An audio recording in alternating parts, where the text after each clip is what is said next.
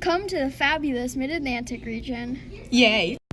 There is religious freedom, and there are plenty of friendly people here, plus many jobs. You can raise livestock, work as fisherman, and you can be a farmer. One part of the year you could be playing in the snow, then the next part of the year you could be swimming in warm water. We have a long winding rivers here and many rich soil farms land. We also have great harbors for ships.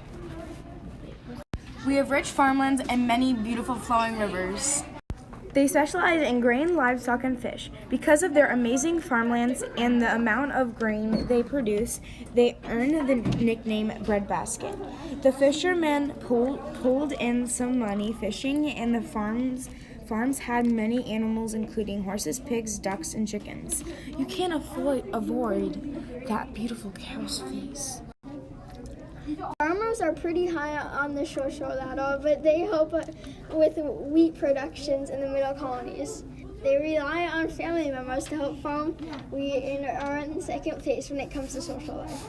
Fishermen are still pretty high on the social ladder, and they catch fish to make money. They are part of the artisans group and are third in the social life. Us Middle Colonies depend on New England and Southern Colonies for some items that we don't grow or make.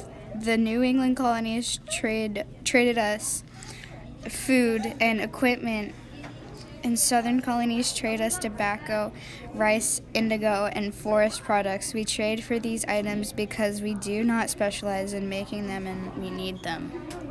Our colonies have diverse culture and regions, so you do not have to worry about being enslaved or facing religious persecution.